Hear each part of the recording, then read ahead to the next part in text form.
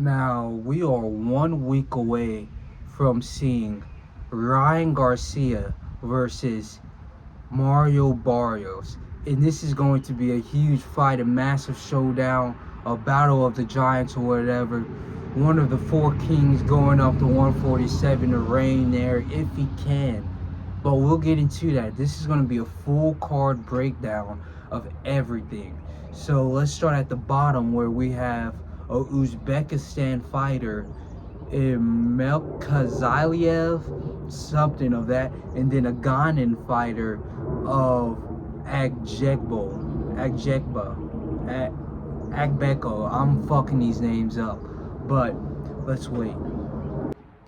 So I don't really know too much about these fighters, but I did watch a quick highlight clip. The one thing I can tell you is I know who's going to win. Uzbekistan, Melkazaliev for sure. He's definitely going to be the victor. I was watching Agbeko's fights. The first highlight I watched, he was doing completely terrible, knocked down a few times, and then hit up all the way. He was kind of useless. It was just a punching bag. Then the second highlight I watched of him was also the same kind of thing, where he has this problem of having very low activity, never getting that jump start to the point where he's tall, he has all the physical attributes, but he's not putting any to use. He's not using his arm range to throw jabs. He's just keeping his high guard and waiting for a punch to get hit. And then even when he does punch, he overextends himself and he's always putting his head down, ready, waiting for a punch. Therefore, I feel like Makazayev, with his style of, yes, his arms are kind of low, yes, his shoulders are wide, so his blocking is kind of like this, and his punches are choreographed, but they're heavy landing. Yes, with all of that going against him, I believe he can knock out a Agbeko, the Ghanan fighter. I believe he can easily knock out the Ghanan fighter. Okay, and now after that, we have Frank Martin versus Nair Albright. Now, I made a few videos about this, and I already gave my opinion, already gave my belief. Frank Martin is going to knock this man straight out, literally lights out.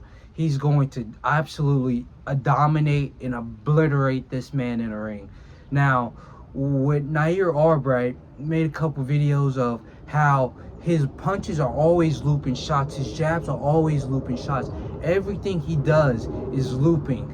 And with Frank Martin, we've seen how sharp his dodging, his slipping can be, and his footwork is so nice and so cold. We've seen it in the Barthélemy fight, and I can only believe that he's going to improve on that footwork, improve on his shot selection. Therefore, he is going to go in this ring, show a complete A-level fighter, because a lot of people believe he's a B-level, he's a C-level, and that's only because he lost to Gervonta Davis. But if you go back to that Gervonta Davis fight, you see that he was actually holding himself up pretty well, despite getting knocked out, despite being in cornered for a lot of the rounds, in the later end of the rounds. Despite all that, he was literally, he looked like he could have an advantage over Gervonta Davis if he just didn't get comfortable in the corners. But now we're seeing him go up in these other fights, and he's looking victorious, he's looking glorious. Therefore, when he sees Albright in that ring, he's going to slip all those looping shots, counter him with a cross, knock him down, and win by knockout. Probably, I feel like this is going to be a 10-rounder, probably in the 7th or 8th round. I believe that Albright is going to be a very resilient fighter, and he's not going to be easily knocked out. He's going to take a lot of punches before Frank Martin finally puts him down. And that doesn't mean that I feel like Albright's going to be useless in this fight, perilous to stop the punches incoming from Frank Martin. I truly believe that Nair Albright could, land some damaging shots, but it's not going to be enough. And so we move on to the next fight of Gary Anton Russell versus Andy Hiroka. Now, this is an interesting fight, but I already know the winner. Literally, I already know the winner. Gary Russell, his style it could go against him sometimes, but overall his style is always in the pocket, in your face, leading the aggression, leading the punches in all the interactions. When he is taking control of the fight, he is literally unstoppable. And with Andy Hiroka, he's a great fighter, but I'll say everything good about him first before we get to the negative. He's a great fighter. He has an amazing jab. He controls his distance pretty well. He stays out of range and gets in a range when he needs to. And he's always countering extremely well, extremely efficient. But on the negative side, he keeps his hands low. And that's where I feel like Gary Anton Russell is going to win this fight. Because Andy Hiroka has good footwork, he has good range, but he tends to have this thing where he keeps his hands low, and so his chin is always getting hit. Literally, in every fight, you can go look at the highlights, the full fights, go take a look at that, and you'll see that when he's in that ring, ooh, that's how he dodges his punches. And so his chin is left open. And if you look at Gary Russell, when he's in that ring, he's launching shots. He's launching shots. And so I feel like Andy Hiroka is going to get to the point where he's in the pocket with Gary Russell and he tries to dodge a punch by going back. And Gary Russell launches that right hand, launches that left hand, knocks his chin. He might not get knocked down, but that habit, since it's been in every other fight, is going to stick with him. Therefore, he's going to get hit over and over and over through that habitual practice, one could say. Now, I believe that this is also going to be like a 10-round fight, or maybe 12. It might be the undercard right before the headline. So it's going to be 12 rounds. I feel as if it's going to be a late round knockdown. 10 to 12 rounds is when he's going to get put out. I was one off. Richardson Hitchens versus Oscar Duarte is the fight before the main event, before Ryan Garcia and Mario Barrios take the stage. And this fight I also made a video of. I feel as if this is a literal 50-50 fight. Now, a lot of people believe Richardson Hitchens is this great A-list talent, future Hall of Fame guy. I don't believe that at all.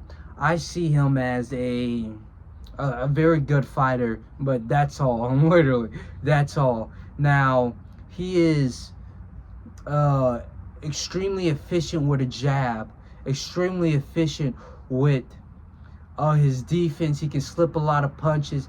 He can dodge a lot of shit. He's also very great countering, and his mind is very adaptive when he's in the ring and how to make the right adjustments to overall conquer his opponent.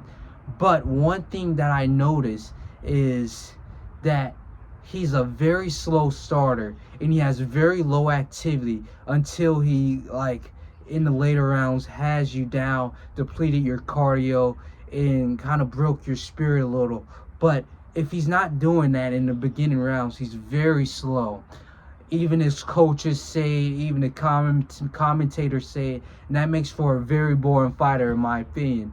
But you got to do what you got to do to win, I guess. You don't have to be a beast all the time. But he's a very slow starter.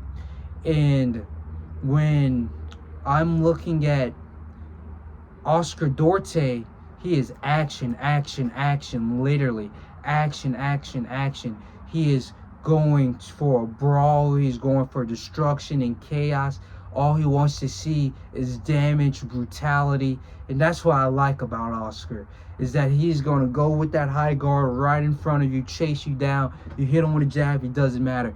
He keeps walking forward. Hit him with another jab, it doesn't matter. He keeps walking forward. That's what I love about Oscar Duarte, is that relentless pressure. He's always moving forward. He's always looking to knock out his opponent, regardless of who's in front of him. But that also goes to his disadvantage when going against a Richardson Hitchens. Richardson Hitchens is going to be dodging, weaving, slipping a lot of shots, and moving back most of the fight.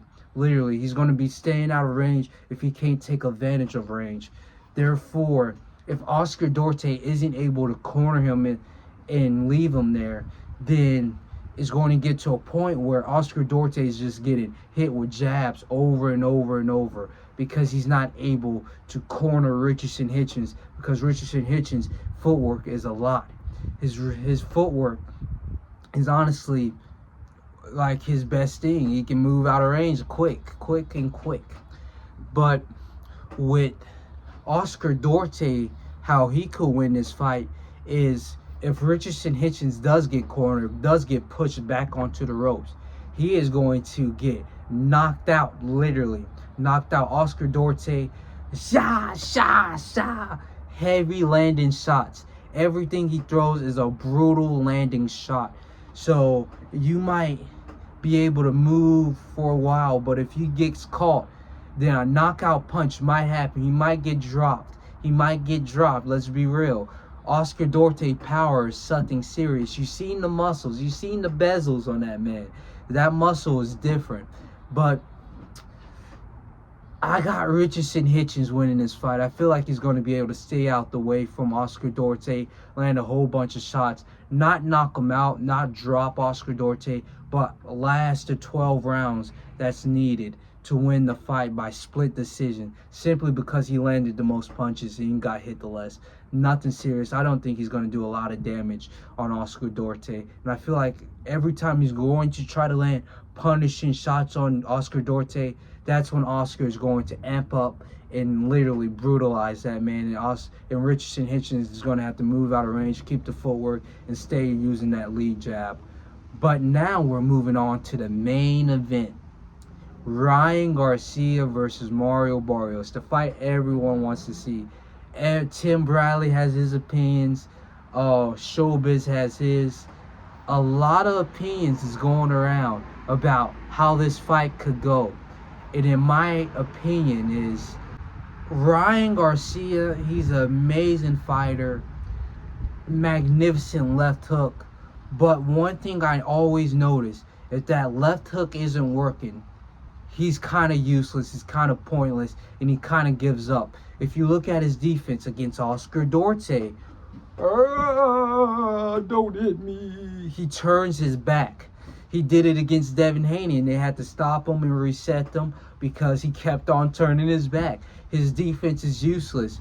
Against Luke Campbell, his defense is useless.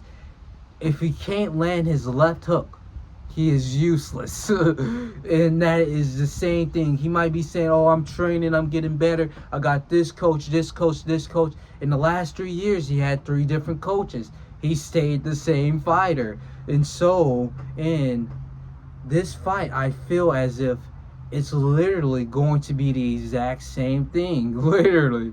He's going to work that left hook. Mario Barrios is going to make the adjustments and is going to get to a point where, okay, my left hook isn't working. What else can I do? My jab is shitty. What else can I do? I can't really make adaptions because my pride and my ego tells me I'm Ryan Garcia with the fastest left hook in boxing. So that left hook can knock out anybody. And so when that doesn't work, then he's left with nothing. And on the side of Mario Barrios, he's went to war with the best of the best. He stood in the ring with Manny Pacquiao, old Manny Pacquiao, but he stood in the ring with him.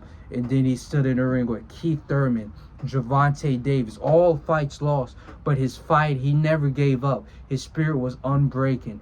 He fought with everybody, stood toe-to-toe, never got knocked down. Ali, he only got knocked out by Gervonta Davis, and he's going against Beast at 147. So that shows a little something about Gervonta Davis if he would have pushed himself in his career. But Mario Barrios, he is a fighter. He's a true fighter. He is that Marvin Hagler war, Derek Chisora war kind of fighter. He's going to fight you relentlessly, no matter what, no matter how many times he gets dropped. He's going to be right in front of your face. Therefore, I believe that his belief in himself is more belief than Ryan Garcia has in himself. Therefore, it's going to be like a battle of the spirits, a battle of the ego. Which ego breaks first? And we've seen that Mario Barrios' ego doesn't ever break. He always understands that he has to fight.